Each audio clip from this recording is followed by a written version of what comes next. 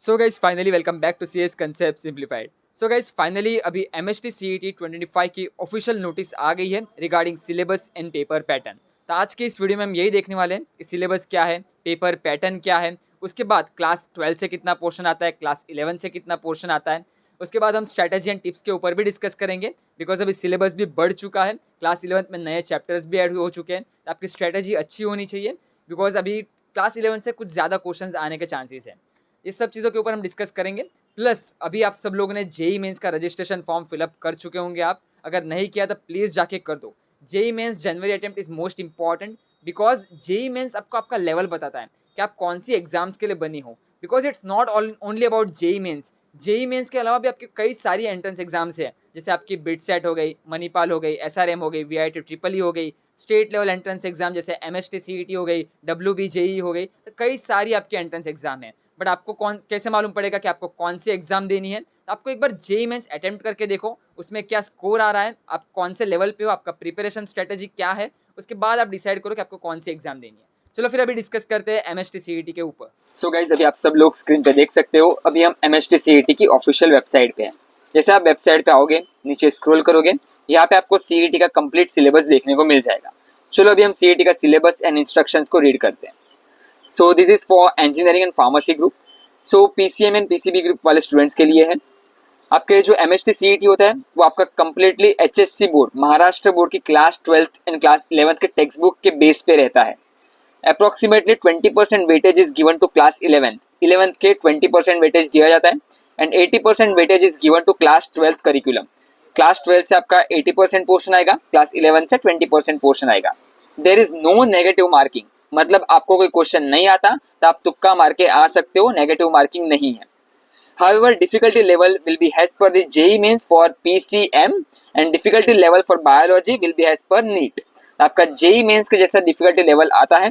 And अगर आप compare करोगे 2024 के पेपर, 2023 के पेपर, तो मैथमेटिक्स का लेवल इज यूजुअली लाइक आपका JEE means।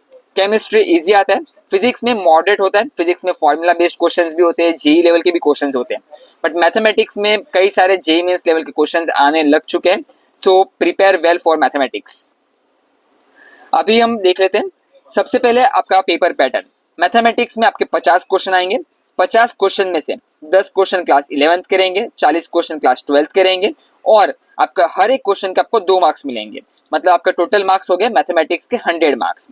उसके बाद आपका एक सेक्शन होता है फिजिक्स एंड केमिस्ट्री, ये दोनों कंबाइंड सेक्शन होता है। याद रखना आपका एमएचटी सीईटी का जो पेपर होगा वो सेक्शन वाइज पेपर होगा। सबसे पहला सेक्शन फिजिक्स एंड केमिस्ट्री होगा, उसके बाद सेक्शन होगा मैथमेटिक्स का या फिर बायोलॉजी का। सबसे पहले पीएनसी का रहेगा, तो फिजिक्स एंड केमिस्ट्री में 50 question from physics, 50 question from chemistry. उसमें भी 50 क्वेश्चन जो है उसमें से 10 क्वेश्चन आपके क्लास 11 से पूछे जाएंगे, 40 क्वेश्चन आपके क्लास 12 से पूछे जाएंगे और हर एक क्वेश्चन हर एक आंसर का आपको 1 मार्क्स मिलने वाला है फॉर फिजिक्स एंड केमिस्ट्री। तो फिजिक्स एंड केमिस्ट्री में 1 मार्क्स ईच है एंड मैथमेटिक्स में 2 मार्क्स ईच है। एंड बायोलॉजी में आपके 100 क्वेश्चंस पूछे जाते हैं, 100 में से 20 क्लास 11 से, 80 क्लास 12 से and 1 marks each equals to 100 marks. तो ये आपका है एमएचटी सीईटी का टाइमिंग जो रहता है वो आपका पर सेक्शन 90 मिनट्स रहता है। मतलब मैथमेटिक्स के सेक्शन को 90 minutes, physics and chemistry combined section को 90 मिनट्स आपको मिलेंगे। सो टोटल आपका 180 मिनट्स 3 आवर्स का पेपर होता है।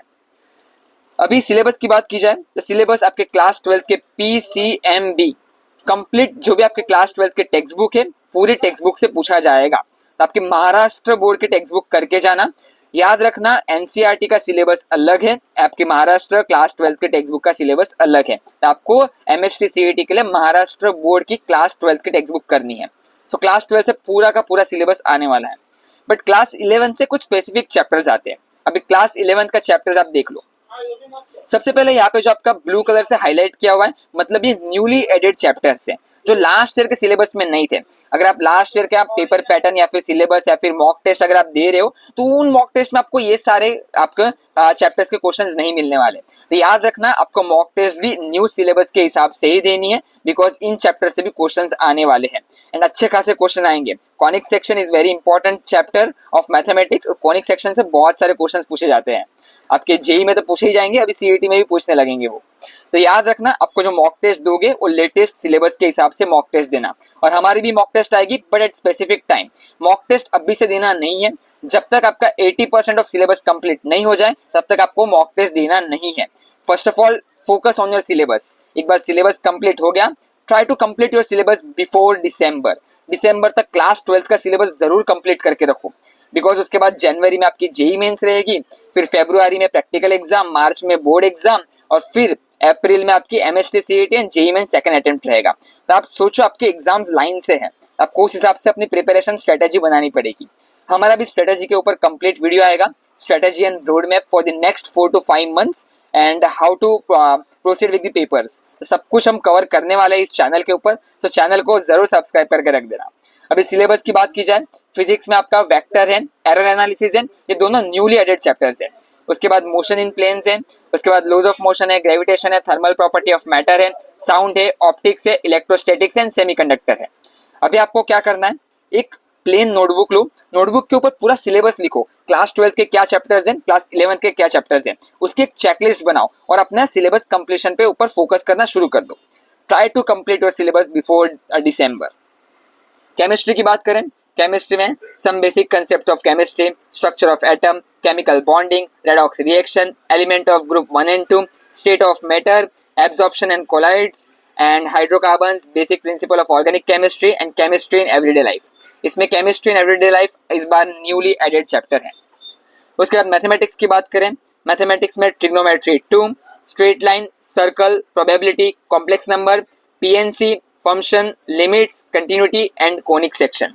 कॉनिक सेक्शन अपने आप में बहुत बड़ा चैप्टर है बट बहुत इंपॉर्टेंट चैप्टर रहेगा। इस बार आपको हर पेपर में ऑलमोस्ट कॉनिक सेक्शन के एक क्वेश्चन देखने को मिलने वाला है। उसके बाद बायोलॉजी में न्यूली चैप्टर एडेड नहीं हुए, जो भी प्रीवियस एडेड चैप्टर्स थे वही है।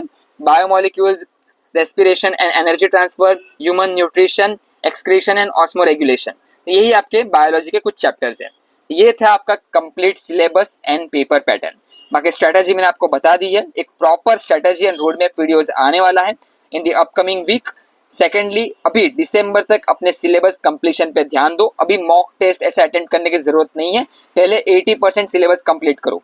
सिलेबस कंप्लीट होगा, कॉन्फिडेंस आएगा, उसके बाद जब आप मॉक टेस्ट दोगे तो आपका कॉन्फिडेंस बूस्ट होगा कि आपको इसके बाद ये टारगेट रखना है, इसके बाद का टारगेट ये रहेगा, तो आप अपना टारगेट को इंक्रीज करते जाओगे। तो इसीलिए सिलेबस कंप्लीशन पे ध्यान दो, उसके बाद आराम से आप मॉक टेस्ट देना। मॉक टेस्ट देने के लिए आपके पास जनवरी, फरवरी, मार्च, अप्रैल तक है, so don't worry. But first of all complete the syllabus. आपके शॉर्ट नोट्स रेडी होने चाहिए, रिवीजन नोट्स रेडी होने चाहिए, टेक्स्ट बुक में सारी इंपॉर्टेंट चीजें हाईलाइट होनी चाहिए, ये सब जरूर करके रखो। So guys, that's all for the today's video. Hope so you liked the video. So hit the like button and don't forget to join the WhatsApp group, download the app and subscribe to this channel.